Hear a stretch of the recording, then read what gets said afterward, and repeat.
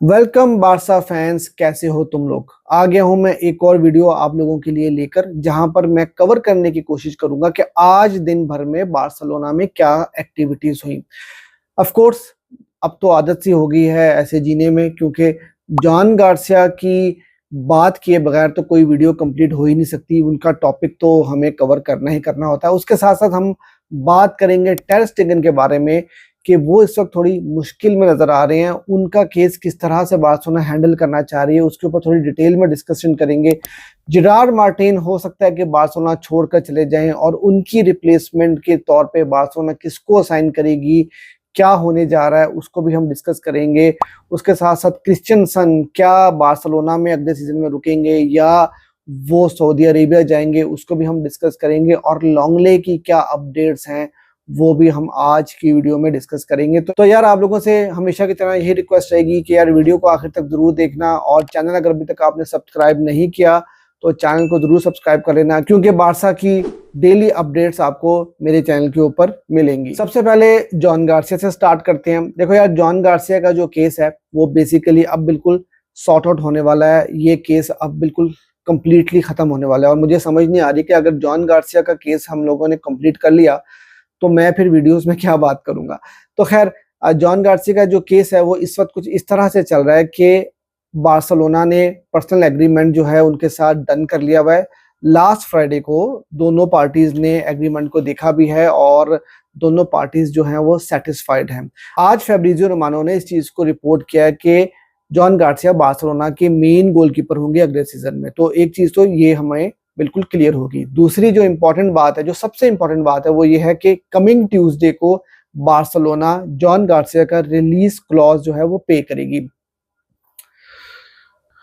और ये release clause Barcelona के हेडक्वार्टर से पे किया जाएगा। और इसका जो प्रोसीजर है वो कुछ इस तरह से होगा कि जो जॉन गार्सिया के रिप्रेजेंटेटिव होंगे वो बेसिकली इस रिलीज क्लॉज को, या आप कह लें कि ये जो 25 मिलियन का जो रिलीज क्लॉज है, ये 25 मिलियन स्पैनियल को ट्रांसफर करेंगे। ये बेसिकली एक प्रोसीजर होता है, और इस प्रोसीजर में क्या होता है कि बार्सिलोना ये 25 मिलियन जो है वो ट्रांसफर करेगी जो भी जॉन गार्सिया के लीगल रिप्रेजेंटेटिव होंगे उनको, और फिर वो आगे ट्रांसफर करेंगे स्पैनियल को। तो इस तरह से ये प्रोसीजर जो है पूरा कंप्लीट हो जाएगा, और फिर उसके बाद हमें हेयर वी गो सुनने को मिल जाएगा, और जॉन गार्सिया जो है वो बार्सिलोना के प्लेयर हो जाएंगे। तो ये अब कमिंग ट्यूसडे तक ये सारी की सारी जो स्टोरी है ये खत्म हो जाएगी, और जॉन गार्सिया बारसा के प्लेयर बन जाएंगे, और बार्सिलोना इस सीजन की अपनी पहली साइनिंग को कंप्लीट कर ली। सेकेंडली, मैं टर स्टेगन के केस के ऊपर बात करना चाहूंगा।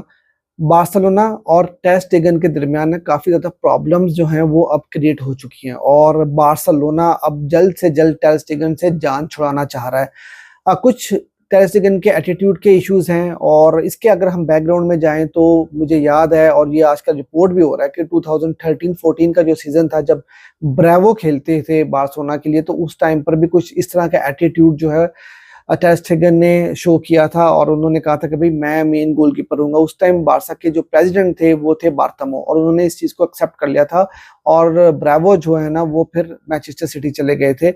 तो इस तरह से वो नंबर 1 गोलकीपर रहे हैं पिछले 10-12 साल से बार्सिलोना के। लेकिन अभी की जो सिचुएशन है ना, यहाँ पर चीजें खराब हैं। उसकी रीजन क्या है कि आपको पता है कि जो हमारे मैनेजर हैं हांसी फ्लिक, वो बड़े डिसिप्लिन्ड हैं, और वो डिसिप्लिन के ऊपर बिल्कुल भी कॉम्प्रोमाइज नहीं करते। अभी क्या है कि अभी जो हमारा इंटर मिलान का सेकंड लेग था ना, तो आप जानते हैं कि टर स्टेगन इंजर्ड थे, तो वो इंजरी से वापस आ गए थे, और उनके एजेंट ने जो है वो कोशिश की थी कि इंटर मिलान का जो सेकंड लेग है ना, वहां पर टर स्टेगन को वो वाला मैच खिला लिया जाए, जो हैंसी फ्लिक को बात बिल्कुल पसंद नहीं आई, और उन्होंने शेजनी को चूज किया था। और फिर वही एटीट्यूड के इश्यूज जो है वो टर स्टेगन के आने शुरू हो गए।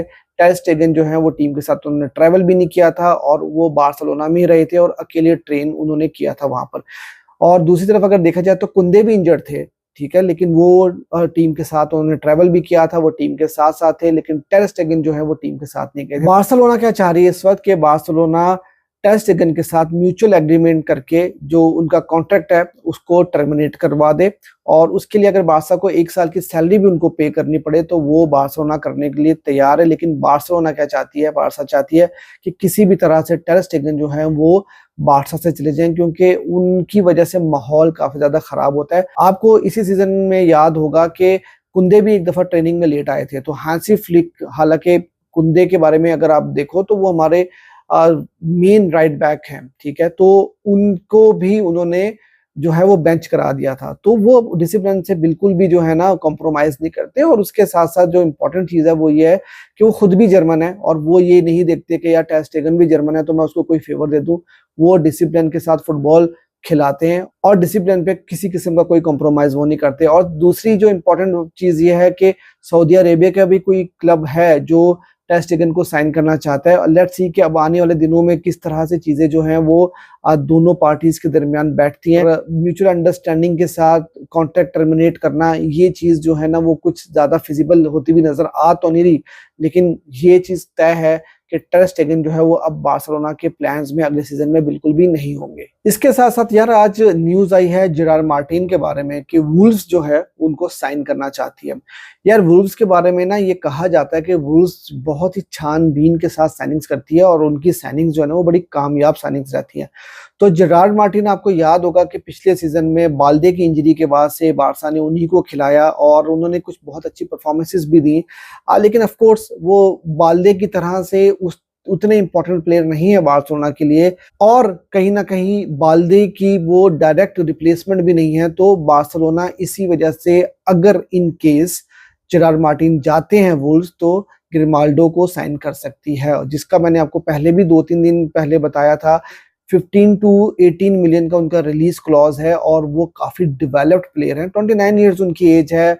बार्सा एथलेटिक की तरफ से भी वो खेलते रहे हैं और बार्सिलोना को ये लगता है कि उनकी साइनिंग जो है ना वो काफी अपग्रेडेड साइनिंग होगी और बाल्दे की एक बहुत अच्छा बैकअप जो है बार्सिलोना उनकी शक्ल में जो है वो बना सकती है। तो लेट्स सी कि क्या जेरार्ड मार्टिन जाते हैं कि नहीं जाते, उन वुल्व्स की तरफ से क्या ऑफर आती है, क्या वो एक्सेप्टेबल ऑफर होगी, इतनी अमाउंट की ऑफर होगी कि बार्सिलोना उनको जाने दे और फिर बारसा जो है वो ग्रिमाल्डो को उनकी जगह पर साइन करे। तो लेट्स सी कि आने वाले दिनों में क्या होगा। अगली जो इंपॉर्टेंट खबर है वो है क्रिस्टियनसन के बारे में।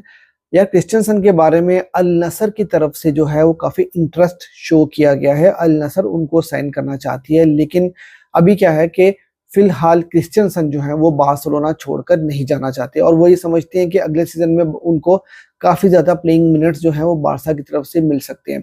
तो अभी कोई ऑफिशियल ऑफर नहीं आई, अभी सिर्फ एक इनिशियल कांटेक्ट हुआ है, एक इनिशियल डिस्कशन हुई है, लेकिन साथ ही साथ बार्सिलोना ने कोई कॉन्ट्रैक्ट एक्सटेंशन की बात नहीं की क्रिस्टियनसन के साथ। और अब अगर बारसा को कोई एक अच्छी बिड मिलती है तो शायद हो सकता है कि बारसा क्रिस्टियनसन को बेच दे, क्योंकि क्या होता है कि सऊदी क्लब जो है ना वो काफी हैवी बिड करते हैं, तो उससे बारसा को फायदा हो सकता है, फाइनेंशियल फेयर प्ले में उससे काफी ज्यादा फायदा हो सकता है, 1:1 पे काफी ज्यादा असर पड़ सकता है। तो लेट्स सी कि आने वाले दिनों में क्या होता है, और अगर बारसा को कोई एक अच्छी ऑफर वहां से मिल जाती है तो हो भी सकता है कि बार्सिलोना क्रिस्टियनसन को जाने दे और फिर हो सकता है कि बारसा किसी और सीबी को as a replacement of Christiansen जो है वो साइन करने के लिए मार्केट में जाए। तो देखते हैं कि आने वाले दिनों में इस केस में क्या हलचल होती है। अगली न्यूज है लॉन्गले के बारे में। लॉन्गले के बारे में भी मैंने आपको कई बार बताया है और आज की जो न्यूज आई है वो ये है कि एथलेटिको डी मैड्रिड जो है ना वो लॉन्गले को साइन करना चाहती है। और अभी जो रिसेंट रिपोर्ट्स आ रही थी उसमें ये न्यूज भी आ रही थी कि बार्सिलोना और लॉन्गले जो है वो म्यूचुअल एग्रीमेंट के साथ कॉन्ट्रैक्ट टर्मिनेशन भी कर सकते हैं, क्योंकि उनकी सैलरी अराउंड 16 मिलियन के करीब है। तो बारसा के जो वेज बिल पे भी काफी ज्यादा बोझ है, तो बारसा के वेज बिल के ऊपर से भी काफी ज्यादा जो है वो प्रेशर कम होगा लॉन्गले के जाने से। और आप ये भी जानते हैं कि एथलेटिको डी मैड्रिड ने क्लब वर्ल्ड कप खेलना है, जिसकी वजह से वो लॉन्गले को जो है वो टीम के अंदर रखना चाहते हैं, क्योंकि लॉन्गले ने पिछले सीजन में भी उनके लिए काफी अच्छी परफॉर्मेंसेस दी थी। तो अब देखना ये होगा कि क्या ये म्यूचुअल एग्रीमेंट के साथ कॉन्ट्रैक्ट टर्मिनेशन का केस बनता है या एथलेटिको डी मैड्रिड कुछ नॉमिनल सी प्राइस पे करके जो है वो लॉन्गले को साइन करती है, और लॉन्गले को भी अपनी जो हाई सैलरी है उसको कहीं ना कहीं जो है वो सेक्रीफाइस करना पड़ेगा, और उनको एक नॉमिनल सी सैलरी के ऊपर जो है एथलेटिको डी मैड्रिड को साइन करना होगा, लेकिन उनको एक बड़ा कॉन्ट्रैक्ट, मतलब लंबे पीरियड के लिए कॉन्ट्रैक्ट मिल सकता है। तो ये थी आज की वीडियो, और मैंने कोशिश की कि आज की जो इंपॉर्टेंट न्यूज़ थी वो सारी की सारी मैं आपके साथ डिस्कस कर लूँ। तो वीडियो अगर आपको अच्छी लगी हो तो यार वीडियो को लाइक ज़रूर कर देना, और चैनल अगर अभी तक आपने सब्सक्राइब नहीं किया तो मेरे चैनल को ज़रूर सब्सक्राइब कर लेना।